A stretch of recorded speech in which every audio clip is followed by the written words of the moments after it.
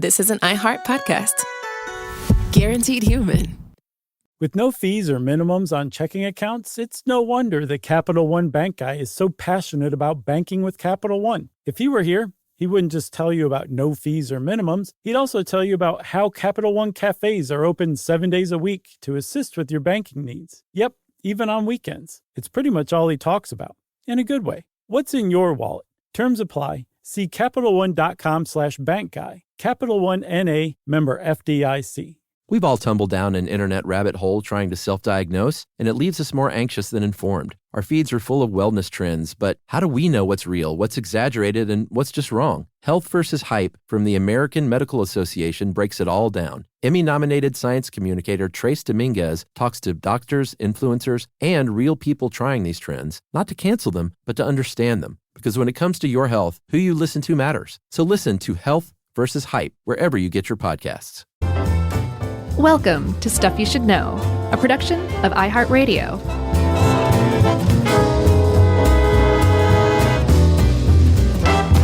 Hey, and welcome to the podcast. I'm Josh Clark, and there's Charles W. Chuck Bryant, and there's Trooper Jerry Rowland out there somewhere, or Scout.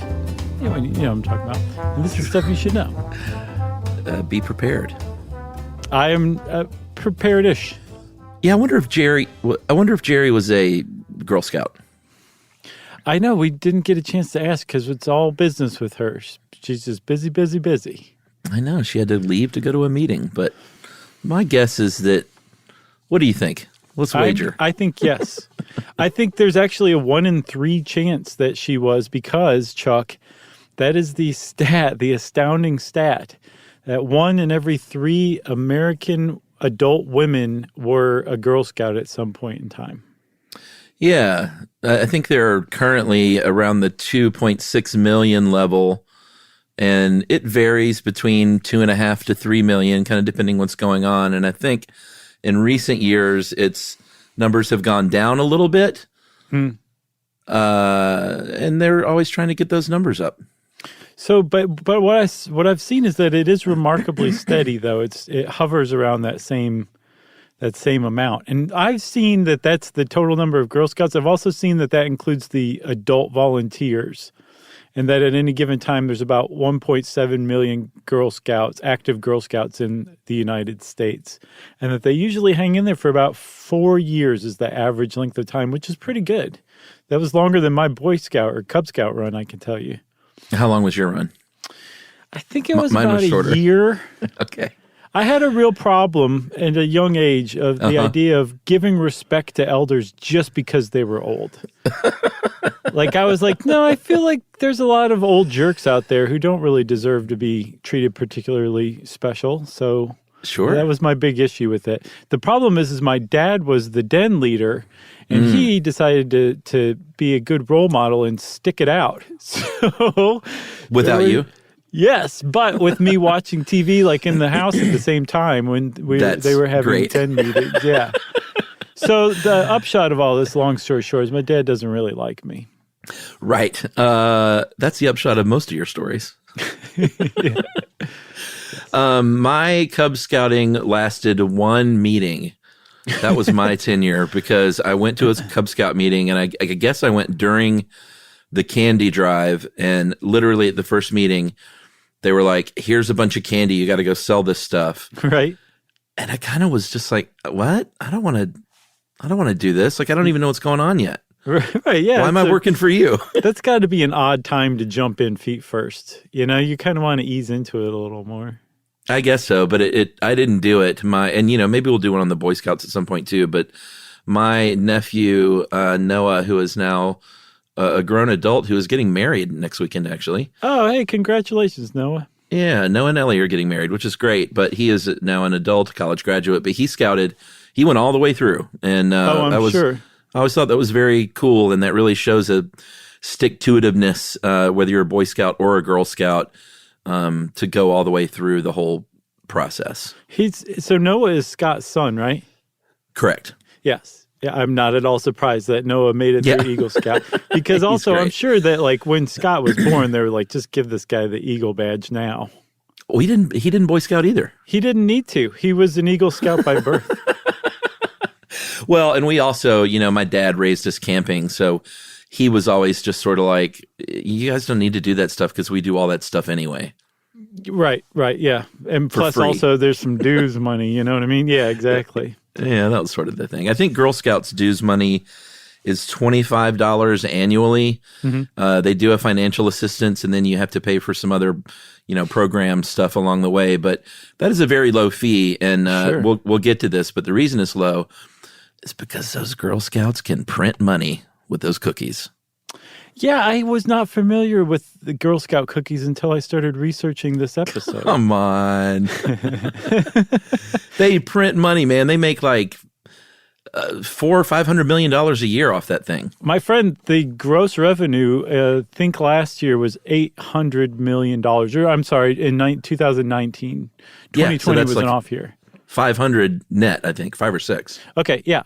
And that's why those dues are so low, because they actually stay with the local councils, which we'll talk more about that. But speaking of Girl Scout cookies, I want to give a shout out to a couple of troops, one in particular, Troop 1492, because my friend Annabella King is a Girl Scout, a junior Girl Scout in that troop.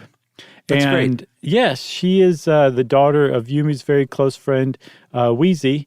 And she actually wrote a little bit about what it means to her to be a Girl Scout. If I could share a couple of passages, I think it really gets the point across. I would love to hear it. So Annabella says, and she's been doing this for years by now, she said she's working on her star or her silver award, which there's bronze, silver, and gold. And these are like very prestigious awards for a Girl Scout to go after. So she said she's working on the silver one right now, and in parentheses, it's something really good to have on your resume, by the way. That's great. But she says that Girl Scouts is a great opportunity for greater jobs in life, gives a pathway to pioneering your own business. They train you to be an entrepreneur in the early stages of life. And here's that cookie thing. Selling the cookies is the way they examine your skill and take note of the abilities you may have. It is also showing you what real life situations may be like. For example, when having a cookie stand out and advertising that you are selling something, you have to put in some enthusiasm. You can't just stand there and wait for others to come walking by. If interested, you have to grab their attention. She is an up-and-coming person. She also says that back when she was younger, so she's in the 7th grade, she was saying that to her, before she was in the Scouts, that Girl Scouts were just annoying little girls selling cookies and stealing your money. But I have to say that is probably what a lot of people think as well, but Girl Scouts is something that impacts the community. It brings people together. I love that. I've also got a quote from our good friend John Hodgman, who was a Girl Scout. And he said, a Yale man never talks about the Girl Scouts. That's right. That's a great, like, all-purpose quote from Hodgman. Yeah, and you know what? That's a joke that'll be lost on many people because it's a callback to our Ivy League episode in 3D that not many people probably even got through because it was in 3D. So Yeah, I guess sorry that's about what that. we're saying, Chuck. Yeah, sorry about the 3D episode, everybody. We have made sure that will never, ever, ever happen again. All right, should we go back to the early days of Girl Scouting? We should, but while we're at it, I want to give one more shout out to another Girl Scout troop. Oh, okay. I'm affiliated with 2. Wow. I want to shout out Troop 17107. That is my niece Mila, the movie star's troop. Oh, that's great. I like to call it Troop Beverly Hills. Is Shelley Long the leader? Or not Yes. Shelley Long? Yeah, Shelley Long. Shelley Long. And she is actually the leader, yeah. That's wonderful. Yeah. All right, so let's go back in time, and congratulations to both of those young ladies for pursuing this, because what I learned from researching the Girl Scouts is that it is a pretty great organization, Yeah, and they same have, I tried to dig into controversies and stuff like that, but, and I'm not disparaging the Boy Scouts, they're great too, or Scouts USA, but they have certainly had a little more controversy over the years than the Girl Scouts. Well, one of the reason that the Girl Scouts tend to be controversial is because they're inclusive. Exactly. That's the problem that people have with Girl Scouts. Like, Good you can't trouble. let that other human being in. They're a little different than the other human beings in this troop. That's the controversy that comes up typically. Yeah, they have always been more inclusive. I think in the 1950s, the Girl Scouts desegregated, and it took all the way to 1975, and a lot of pressure from the NAACP for the Boy Scouts to do so. And also of note, Chuck, is by the time the Boy Scouts fully integrated their troops, the Girl Scouts were already on their first African-American president. So That's they right. have been progressive from the outset. And then even though it took to the 50s, I guess, to integrate, they were inclusive of girls with disabilities, too, because the woman who founded the Girl Scouts, Juliette Gordon Low, she was deaf. She became deaf after an accident. So she made sure that girls with disabilities were included from the get-go. That's right. And we want to shout out by name Gloria D. Scott, first African-American president of the Girl Scouts in 1975. Very nice. But let's go back in time to Juliette Gordon Low, who was a Southern gal from Savannah, Georgia. Yeah. No?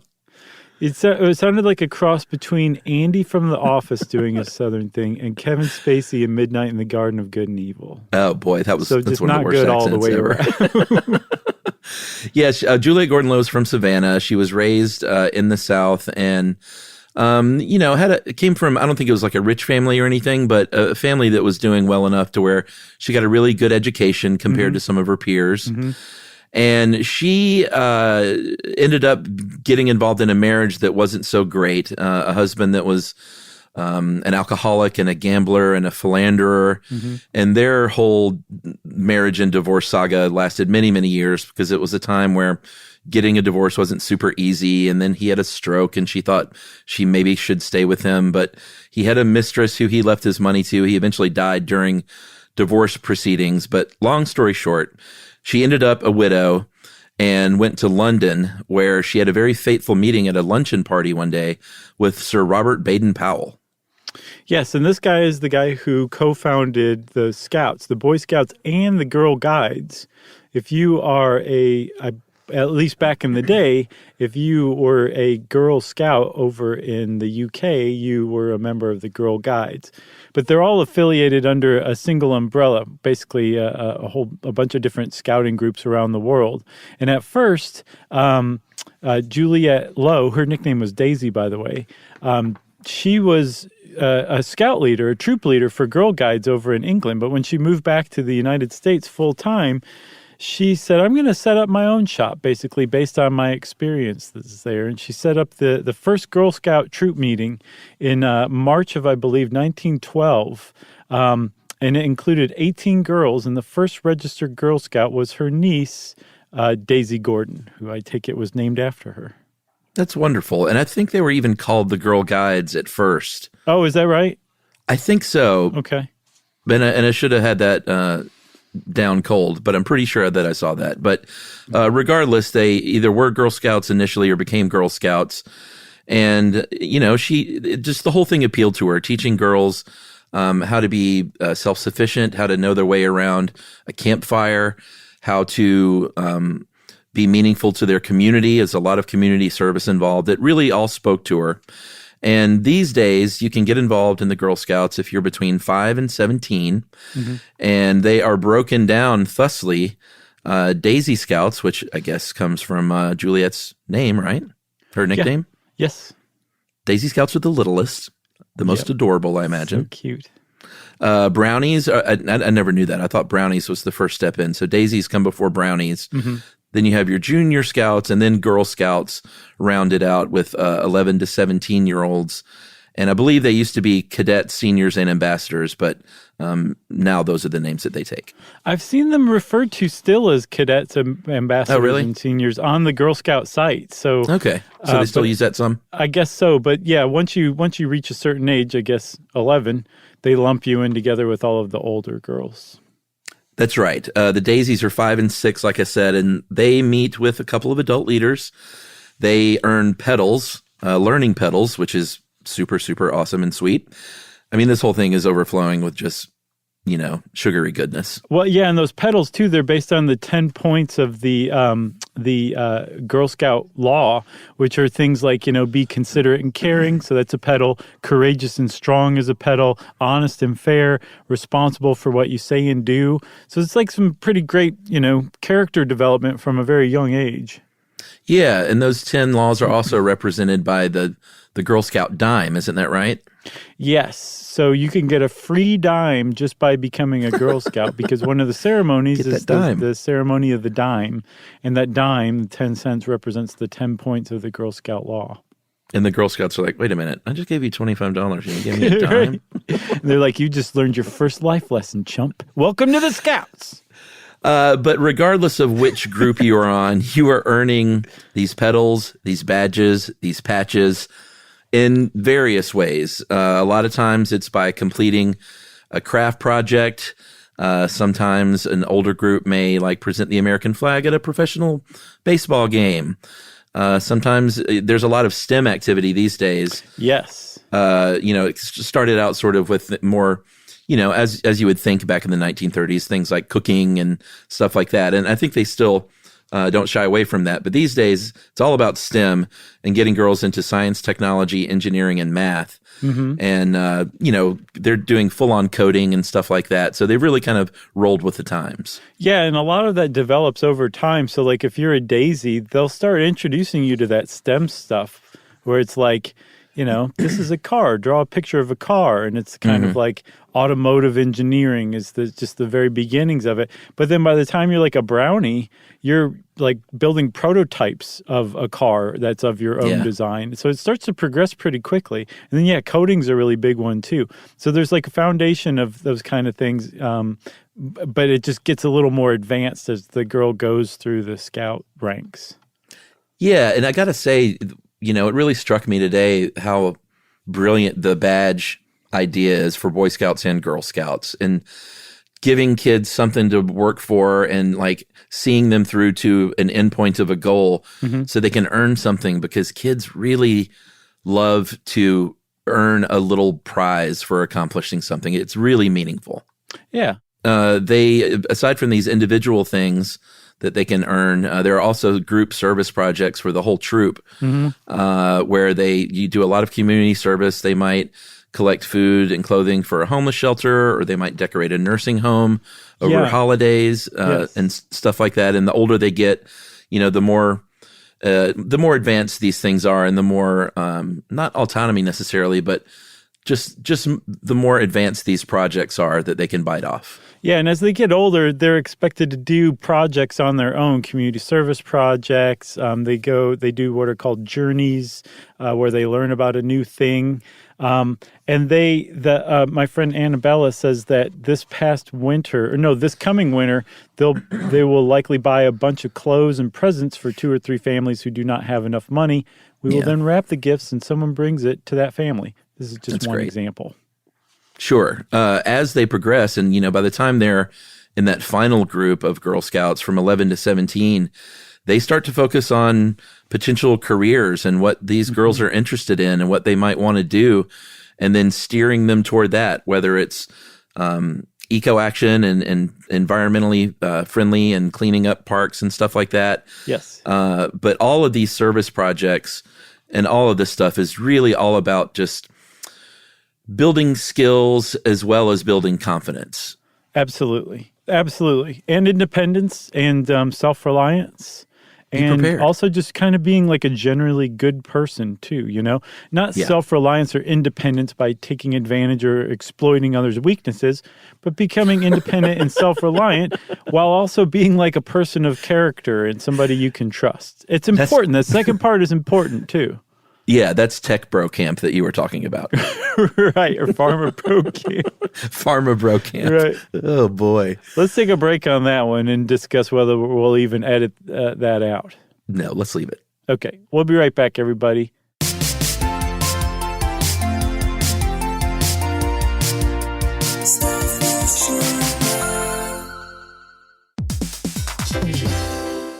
Hey, Hey, everybody. Here's a fact for you. In the United States, there is a break-in every 26 seconds, and that means that somewhere right now, an intruder is getting closer. And the problem with most security systems is that they only alert you after the break-in has started, and that's too late. Well, that's what makes SimpliSafe different. They use alerts. SimpliSafe's U.S.-based live agents, they identify threats on your property and help deter them before they actually break in. So the intruder never gets into your house. The crime is stopped before it even starts. That's right. And another great thing about SimpliSafe is they have no long-term contracts. They give you peace of mind and great value with their monitoring deterrence plans because they just start at about $1 a day. Yeah, SimpliSafe sent us a setup years back, and I still use mine every day. Yeah, and apparently setup, you can do it by yourself in under 30 minutes, so it's a really good value and it doesn't take long. So if you want to experience the SimpliSafe peace of mind, you can take advantage of the SimpliSafe discount offered to Stuff You Should Know listeners. Right now, you can get 50% off your new system by visiting simplisafe.com/stuff. That's half off at simplisafe.com/stuff. There's no safe like SimpliSafe.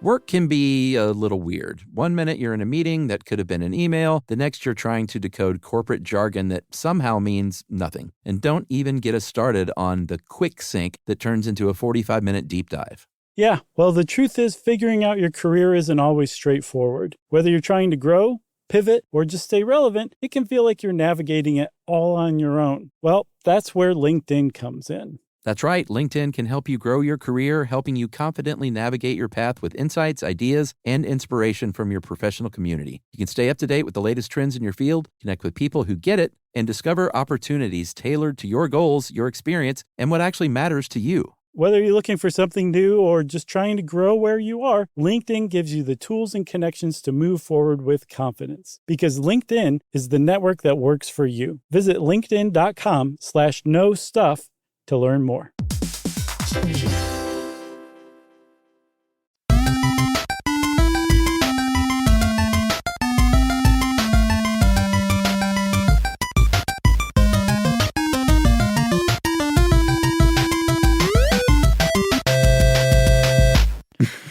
I'm still laughing at that. That's good.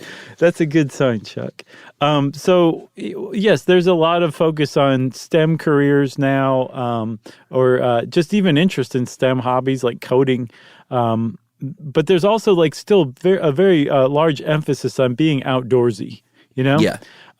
Which is one of the original things that the Girl Scouts were into back when Juliette Gordon Low was the founder and still active. And she poured herself into this, by the way. This is we really breezed past her biography, but she was a very interesting, very worthwhile human being with very little of that, when you're talking about somebody from 100 years ago, you're and then, let's just kind of glaze over this because she was a product of her time. No, she was a very progressive person who would fit in quite well today, I think.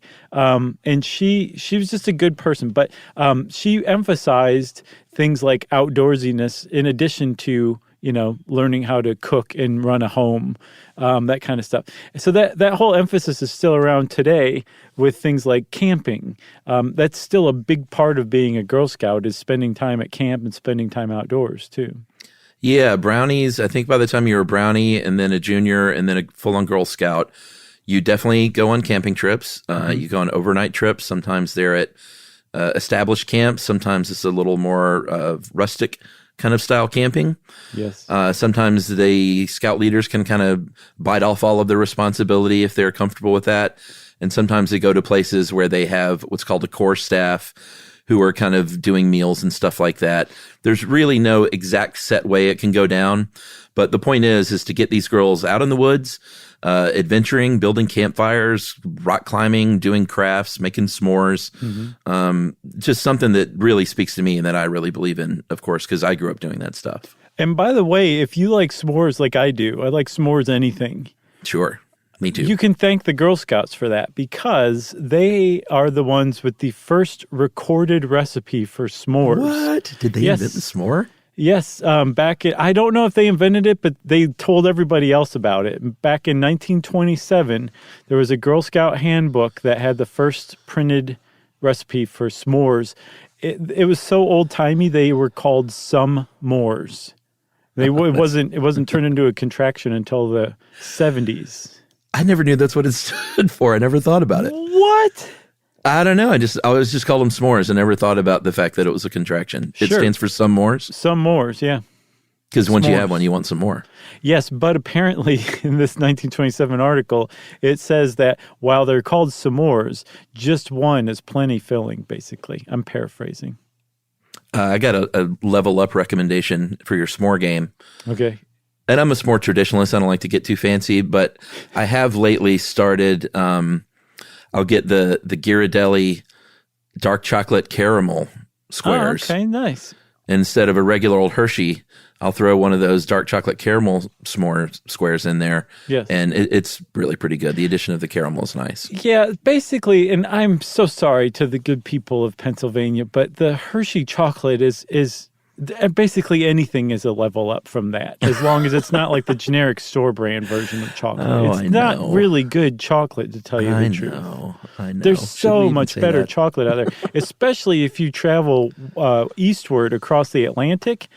All the chocolate over there is amazing. And then if you keep going east and you hit Japan, all of their chocolate's amazing. And then you come back around and you're like, we're back to Hershey again. Although you hit Ghirardelli Square first, and then you keep going eastward and you hit Pennsylvania and things get sad. Japan has good chocolate? Oh, yes. Meiji Ooh. chocolate products, they make chocolate-covered almonds, chocolate-covered macadamia nuts, and you can get them here in the States. I'll get you some, and you can Okay. thank me forever, okay? By the way, I should tell everyone you very sweetly sent a postcard to me with the Fred Rogers stamp, and you got said it. here to start your stamp collection. Yes. Yeah, I'm glad Very nice. you got it, man. We should also mention quickly that if you do not have a Girl Scout troop near you, or if you just would rather freestyle it, you can become a Juliet, named after Juliet, obviously. And that is just sort of it seems like something you do on your own, maybe with your parents' help. You can still earn badges and stuff like that. Right. And just pay a smaller fee, but you're not, I think, officially part of a troop. No, but you're part of a council. And so we should say that the Girl Scout organizations are divided into councils, which I think there's, by my count, literally I counted. I went on the Wikipedia page and counted all the councils. And it's like 130. Man, Okay. I can't believe I didn't write down the exact number after going to that trouble. But it's like 130 councils around the United States. That includes like Puerto Rico and a couple of other areas. But there's 130 councils, and then the councils are further divided into troops. And I don't remember what you said that made me think about to start talking about councils and troops. The Juliets. Oh, yes. But if you're a Juliet, if you're basically a solo Girl Scout, you can do all the same things that a Girl Scout does with an adult mentor.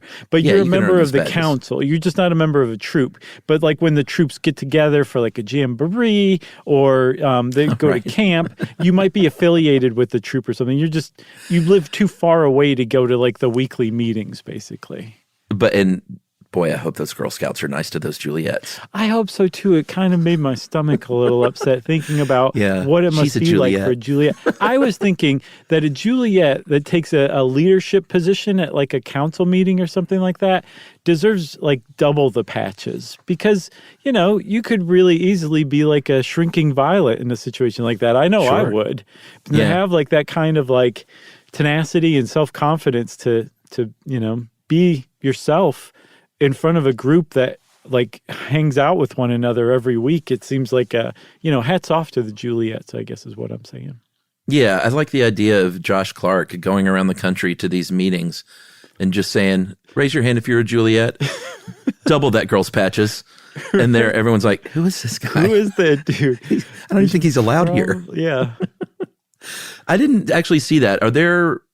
Is it exclusively female leadership as No. far as the troops go, or I can was dads do reading it too? a handbook by the River Valley Council. I'm not quite sure what area they are in charge of, but they had a handy handbook about you can be a male Girl Scout leader, but All right, that's great. you can rely on the fact that there will always be a female co-leader present Right. with you. They would never leave you alone with the girls. Yeah, that's good. I wasn't sure, but I figured there are plenty of dads who would want to be involved, especially if you're a single father. You wouldn't want to be shut out of something like that kind of fun activity. So And that's great. Yeah, they're so well known for being inclusive that they're like, no, we can do this. There's a way to do this, you know? That's great. They wear these days, and I think for a long time, they have their uniform, which I think it used to be more of a full uniform, kind of head to toe. And now you kind of wear your regular clothes and you might have a sash or a vest or something. Or skorts, as this How Stuff Works article. Did it even say that? Oh, it does. Skorts. Skorts. Oh, gosh. That's such an ugly word to hear, but seeing it written down, it's even worse somehow. It is. There was one other thing. I'm sorry. I want to give another shout out to a different sentence in this How Stuff Works article because it is so like 2010 era How Stuff Works. So it's talking about how one of the traditions of Girl Scouting is to take ashes from a campfire and save it until the next time you build a fire. And then you put those ashes in that fire. So there's this continuous kind of chain of fires, no matter where you build the fires or when. And then it says, if more than one scout collects ashes, they're pooled before adding them to the campfire. As if anyone would have even thought about what might happen if more than one scout collected ashes. As if they would say, no. Don't do that. This scout is much more good looking and popular than you. Your ashes you just dump them on the ground right now. We're going to put only Jenny's ashes in. Yeah, we don't want your garbage ashes. God bless How Stuff Works 2010. I know that. I mean, that was us. Yeah. I don't think I might have written this one. You did? I don't think I did. I don't think I did either. So speaking of inclusivity, the Latina population by 2030, 1 in 3 girls in the United States will be Latina. And it is a really growing population, and the Girl Scouts of America recognize this. They've created Spanish language website. They have bilingual camps. They try to incorporate some of the culture into their meetings. And in, I think from 2011 to 2016, Ana Maria Chavez served as the CEO, as the first woman of color. And today, that is Judith Batty, who is the CEO, who is the first African-American woman.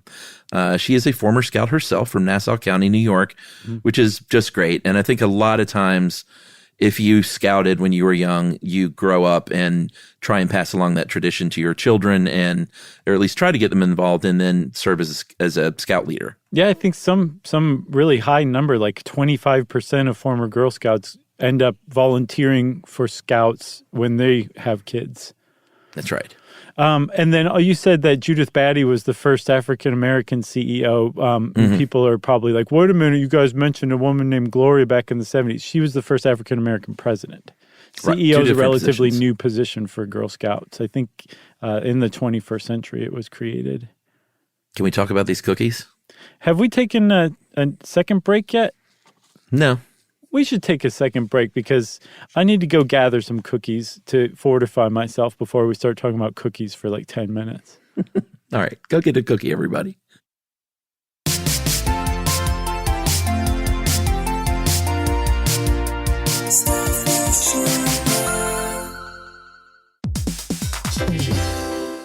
Hey, everybody. Here's a fact for you. In the United States, there is a break-in every 26 seconds, and that means that somewhere right now, an intruder is getting closer. And the problem with most security systems is that they only alert you after the break-in has started, and that's too late. Well, that's what makes SimpliSafe different. They use alerts. SimpliSafe's U.S.-based live agents, they identify threats on your property and help deter them before they actually break in. So the intruder never gets into your house. The crime is stopped before it even starts. That's right. And another great thing about SimpliSafe is they have no long-term contracts. They give you peace of mind and great value with their monitoring deterrence plans because they just start at about $1 a day. Yeah, SimpliSafe sent us a setup years back, and I still use mine every day. Yeah, and apparently setup, you can do it by yourself in under 30 minutes, so it's a really good value and it doesn't take long. So if you want to experience the SimpliSafe peace of mind, you can take advantage of the SimpliSafe discount offered to Stuff You Should Know listeners. Right now, you can get 50% off your new system by visiting simplisafe.com/stuff. That's half off at simplisafe.com/stuff. There's no safe like SimpliSafe.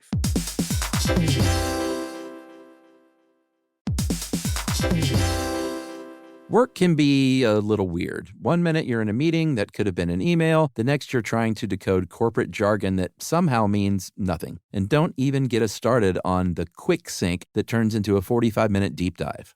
Yeah, well, the truth is figuring out your career isn't always straightforward. Whether you're trying to grow, pivot, or just stay relevant, it can feel like you're navigating it all on your own. Well, that's where LinkedIn comes in. That's right. LinkedIn can help you grow your career, helping you confidently navigate your path with insights, ideas, and inspiration from your professional community. You can stay up to date with the latest trends in your field, connect with people who get it, and discover opportunities tailored to your goals, your experience, and what actually matters to you. Whether you're looking for something new or just trying to grow where you are, LinkedIn gives you the tools and connections to move forward with confidence. Because LinkedIn is the network that works for you. Visit linkedin.com/knowstuff to learn more.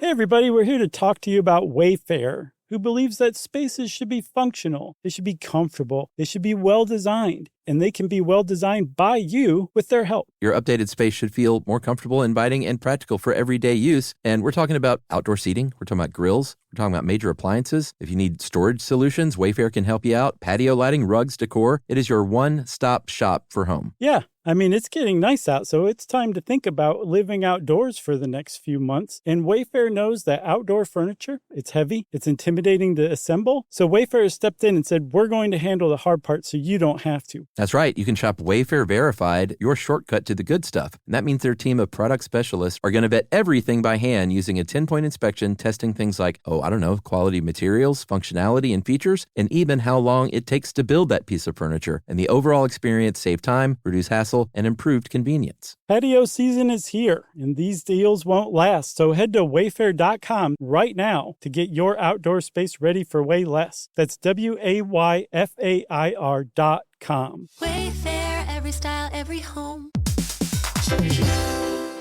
Hey everybody, I want to talk to you a little bit about Tide Evo because it represents over 10 years of innovation and product development. Tide Evo is a first-of-its-kind technology where tens of thousands of minuscule fibers are spun together to form a 6 times powerful layer packed with scrubbers, brighteners, pre-treaters, and fresheners. And that's going to deliver a breakthrough clean that's so powerful it feels like magic. Yeah, it is kind of like magic. Tide Evo is revolutionary. A 100% concentrated, waterless laundry tile that's made of compressed microfiber soap layers rather than liquid or powder. And it's not like pods or sheets because it uses 6 layers of detergent fibers to deliver superior cold water cleaning without plastic packaging of any kind. And it provides a mess-free, lightweight solution that dissolves lickety-split. So whenever you run into a laundry challenge, turn to Tide Evo. It's revolutionary, it's magic. Try new Tide Evo. Real laundry magic.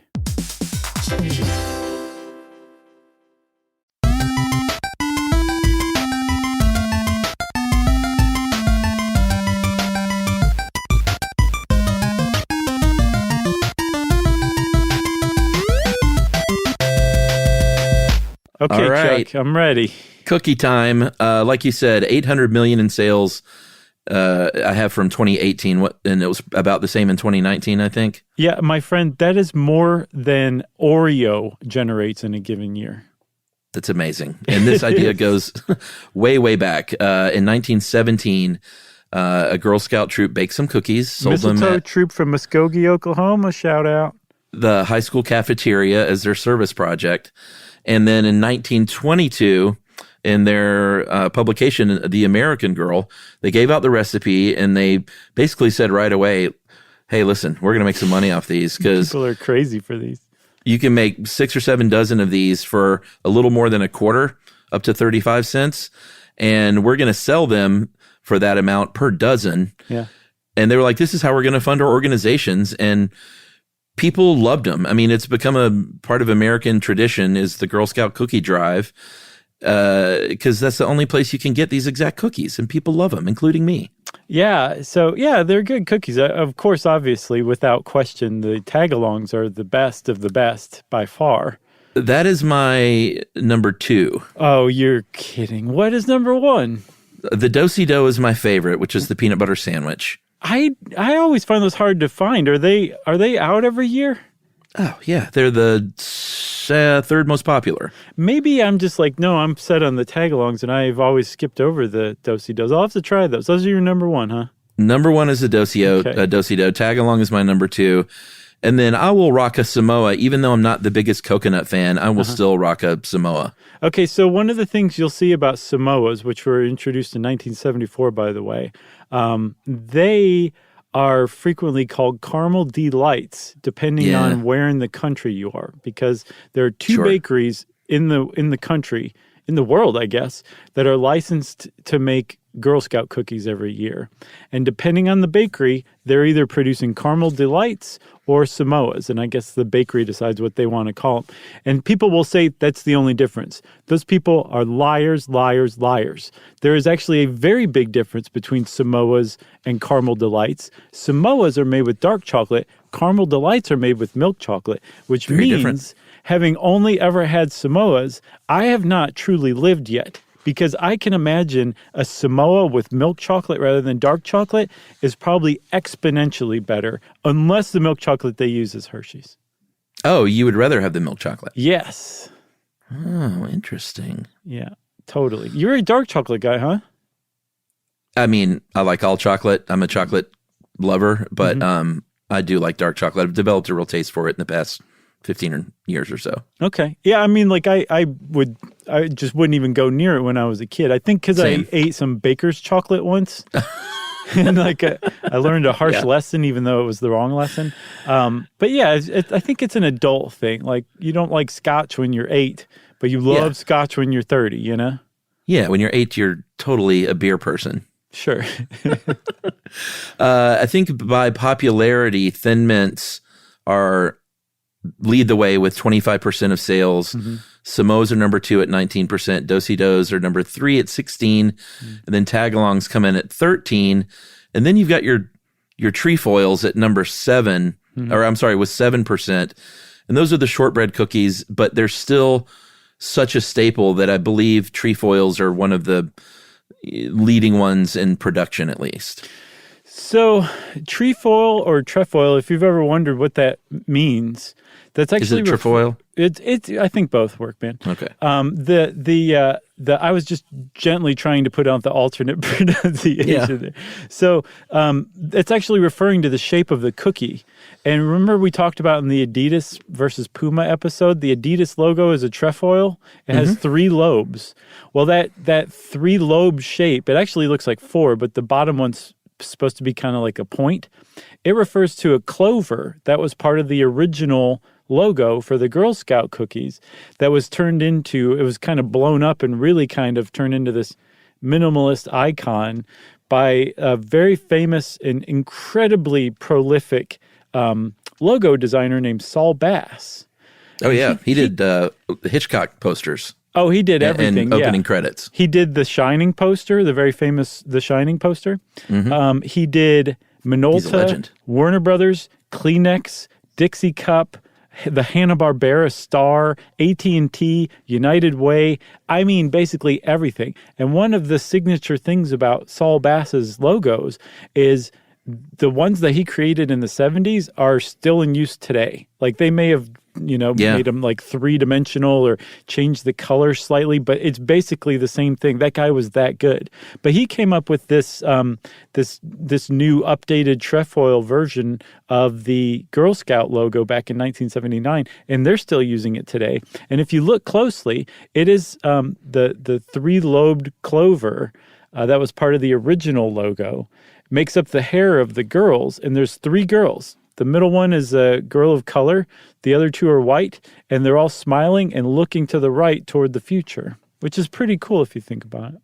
I love that. I got something I want to play for you real quick. Okay. Trefoil. All right. I'm sure I could find one that said trefoil. All right, go find one then. I'll give you a minute. I'll find a robot that says trefoil. You'll build a robot. I know you. You won't be defeated. So I was looking at one other thing about cookies real quick. I was looking at at all of the cookies they ever came out with. And there were not a bunch that I was sad to miss, but I did see 2 that escaped my attention that I wish I had eaten. One were apple cinnamons. That was out from 1997 to 2001. Doesn't that sound good? Love apple cinnamon. And then another one were Savannah Smiles, which I just missed because I wasn't paying attention. But they are lemon coolers that were out from 2012 to 2019. So if we have any clout with the Girl Scouts whatsoever after this episode, I want to put in a personal request to bring back apple cinnamons and bring back Savannah Smiles.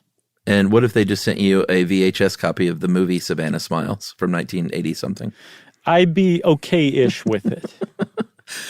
Here's the kind of neat thing about the Girl Scout cookie drive is they can earn badges, the Cookie Connection badges, Cookie Biz badges, dough charms. They can earn things, but it's not by selling the most, which is what happens at Pharma Bro Camp.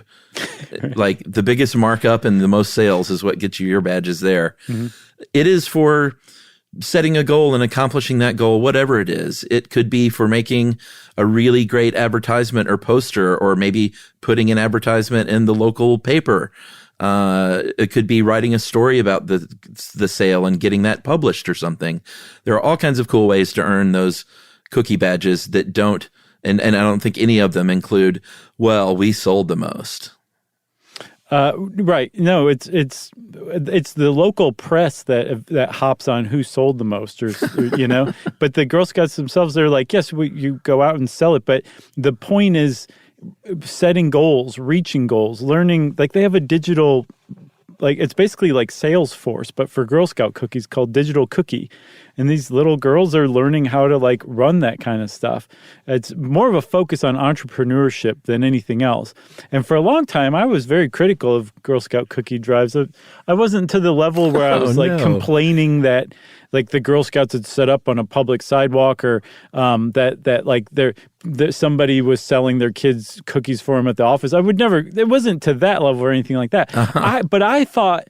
I was under the impression that the Girl Scouts of America was basically sending these kids out to basically send all the money back to the central like group. And that's just not the case. Yeah. Apparently, almost all of it stays with the councils, and that money goes back into the local troops. That it's really like a self-funding thing. And I didn't really fully grasp that. And I also didn't realize how inclusive the Girl Scouts were. But now, I mean, like I'm going to buy all the cookies all the time. You thought Queen Tagalong just sat on her throne of money. Pretty much, right? No. 70% goes to the councils, 30% goes back to the bakeries, and then about 12 to 17% go to the actual individual troops from the council. And that's why those annual dues are so low. $25 is, most families can swing something like that a year. Right. But they still do have financial assistance if you can't, which is wonderful. I mean, that's off, So the Girl Scouts, like we said, and again, we're not trying to disparage Boy Scouts, but they have always been more inclusive. They have always had policies of non-discrimination from very early on. And like you said, some of the controversy comes from people of a certain political persuasion, perhaps, that think the Girl Scouts are too independent and feminist oriented, and they're run by militants and lesbians, and this the worst things that you could possibly say about a really great group like this. Right. In the 70s, they had Betty Friedan, our old friend, who we've spoken about before. Very much a noted feminist. She sat on the board of directors, which was a great thing, but of course that didn't assuage any fears that it was a feminist organization, because that was back when that was a dirty word. Now, are we in the third wave of feminism? I honestly don't know. I mean, the third wave's definitely come about, but I don't know if we've reached the fourth or not by now.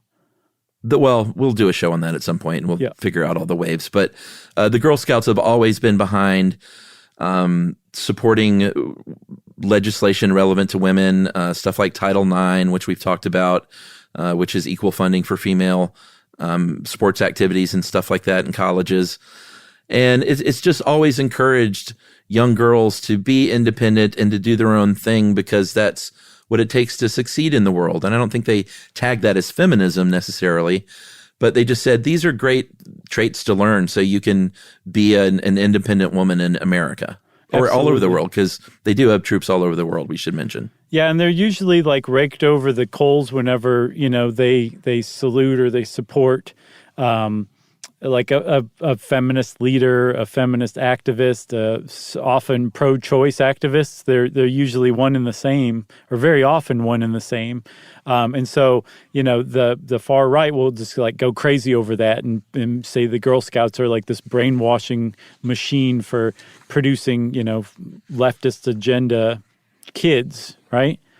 Yeah. And that's just doesn't seem to be the case whatsoever. I think really what it is the far right seems to think of groups like that, like the Girl Scouts, as having some sort of agenda, and not realizing that the groups like the Girl Scouts like have the values that they have, which tend to be counter far right, because mainstream America doesn't share the same values as far right. And these are fairly mainstream things like inclusivity, equality, female independence. Like those are pretty mainstream ideas. And I guess that's all I have to say about that. And for those of you that want to write in, note Josh is saying far right. He's not saying all Republicans. It's a big difference. Thanks for that. But this is 2021, and 2020 was also basically the beginning of 2021. And the left jumped all over the Girl Scouts for tweeting out a congratulations to Amy Coney Barrett for becoming, I think, the 5th woman Supreme Court justice in history. Yeah, I saw and that. they even like put the other women on there. It was like a Twitter card with all of the women Supreme Court justices' pictures on there. But everybody on the left jumped all over them. So I think just like the ACLU, if both sides are mad at you, you're right. You're doing everything right then. Yeah, the Girl Scouts is a non-religiously affiliated secular group, but they do have the My Promise and My Faith pin, which they say complements existing religious recognitions and allows girls to further strengthen the connection between their faith and Girl Scouts. And there is the phrase, on my honor, I will try and serve God and my country, but the official policy now for the GSUSA is that you can swap the word God out if you want, and you can just say serve the community or serve others or serve humanity, serve my country, or you can just drop it all together if you want, again, in the spirit of inclusivity. You can also, they also ruled it's okay to swap out my country for the socialist agenda. Which, I mean, some people on the far right were like, see? There's a problem with that for some brainwashing reason. machine. Also, that gold award did you say that your Yumi's friend's daughter is going for that gold award or the silver? She is working on her silver. I will be surprised if she doesn't go for the gold. Well, only 5.5% of Girl Scouts who are eligible even get that gold. So it is very prestigious indeed. So let's hope that she can get there. That'd be great. I want to wrap up with a couple of words from her. She said that she got to read one of her essays about going to see Wicked on Broadway. And she said, I can now say that I was literally on Broadway. Ha ha. She said, I didn't win the competition, but out of all the girls who submitted their essays, I got in. That trip will stay with me forever. It is these small moments that will stay in my mind forever. Girl Scouts will always stay with you. You make friends and you learn new things in life. It is so fun and amazing. Amazing. Amazing. Yeah. And I guess my last thing is I want to shout out some famous Girl Scouts. I was listening to the podcast the other day with Jason Bateman and Sean Hayes and Smartless? Will Arnett. Smartless. And they had Amy Sedaris on, who is one of my favorite humans, and she was talking about being a Girl Scout, which is no surprise. So Amy Sedaris is a veteran, and by the way, one great Instagram follow if you don't follow her. Sally Ride, Venus Williams, Carrie Fisher, Yeah. Hillary Clinton, Michelle Obama, Taylor Swift, Nancy Reagan, Gloria Steinem, Queen Socialists, Latifah, all of them. Lucille Ball, Natalie Merchant, Martha Stewart, Sheryl Crow, Katie Couric, Laura Bush, Dakota Fanning, and many, many, many more. Yeah, you and I saw the same Good Housekeeping slideshow, apparently. No, it took so long to get through the thing. Did you say Natalie Merchant? She's got to get a shout out. Yeah, she was in there. Okay, good. I used to be a big 10,000 Maniacs fan. How could you not be? I'll bet they're one of those bands where if you went back and listened to them now, you'd be like, wow, they're even better than I liked or than I realized back then. Oh, I still listen. Oh, okay. Well, there's a little tip for all you Girl Scouts out there and Boy Scouts too. Don't be shy. Start listening to 10,000 Maniacs and see what you think. Agreed. And thank you very much to our special guest, Annabella from Troop 1492 in Maryland. Hope we earned you a badge of some sort for this. Double our badges, I say. Double the badges, stranger. And since I said double the badges, it's time for listener mail. This is Kiva Plug. You know, many, many, many years ago, I think we started our team in 2007. I'm looking now. Yes, it was. Okay. Oh, no, 2009. We started a Kiva team. And for those of you who don't know, Kiva is a microlending website.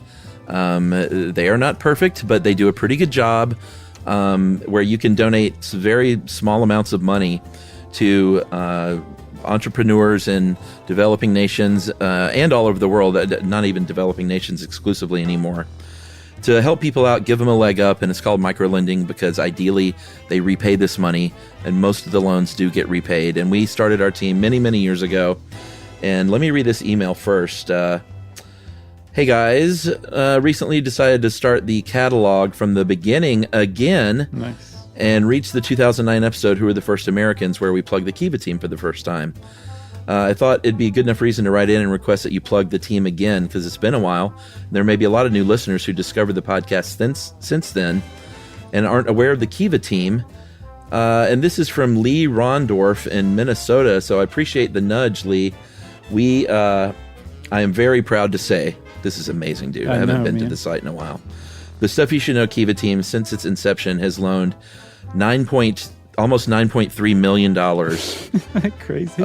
341,000 loans, almost 12,000 members, and about 30 loans per member. That is spectacular. That beats my number, I got to tell you. It's amazing. And I got the reminder the other day to reloan. I had about $100 in there sitting there in my account. That's how it works. They'll give you the money back. It'll be in your account, and then you can go relend that money. And I'm still working off that first deposit I made many, many years ago. That's nice. I've got to go look at my account, and it's been a while. I stopped getting those nudge emails because they really work. Like when they come in, I'm like, oh yeah, I need to go relend that. So I got to go check it out and also figure out why I'm not getting those emails anymore. That's right. So we should encourage people to look into Kiva. If it's something you feel like you want to support, you can start with just a $25 loan to get your account started. And let's get this thing well over $10 million. And I meant to tell you, too, I refreshed our page a little bit. Oh, nice. We had some terrible old picture of us, like in the video studio. Yeah, I remember that picture. So I updated that with a picture of us that we like to use, and I also just changed the name of the team to Stuff You Should Know and not Stuff You Should Know from HowStuffWorks.com. Oh, wow, Chuck. Very nice. It's all modernized and streamlined. Yeah. Well, if you want to join our Kiva team, go to kiva.org/team/Stuff You Should Know, right? Yeah, and although it does have underscores between Stuff You Should Know, but you can just go search teams for Stuff You Should Know and make sure you do it through our team so we're all collected together. It's kind of nice. And we don't discriminate. Whoever you are, we're as inclusive as the Girl Scouts are. So join up. And if you want to send us an email in the meantime, we always like to hear from everybody. You can send it off to stuffpodcast@iheartradio.com. Stuff You Should Know is a production of iHeartRadio. For more podcasts from iHeartRadio, visit the iHeartRadio app, Apple Podcasts, or wherever you listen to your favorite shows.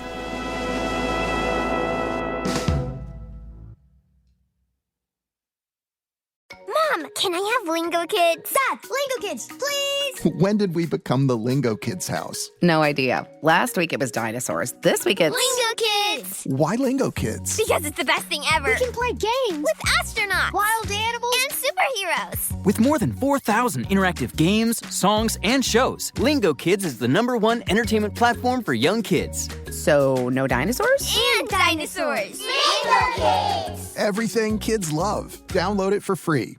You know, you could be adored by everyone and still completely ignored by your cat. Trust me, I know. But if you feed your cat Sheba, you can go from being ignored to truly adored in 12 days, guaranteed, or your money back. Sheba has a full menu of products, appetizers, entrees, treats, even a kitten's menu. It's so cute. So Sheba has a product for even the pickiest eater. Like Sheba Puree, it's made with bone broth, their chef-inspired flavors. It's got a smooth and creamy texture that cats love and contains no corn, wheat, soy, or artificial flavors. It's food that your cat's gonna love. To learn more, check out Sheba.com. That's SHEBA.com.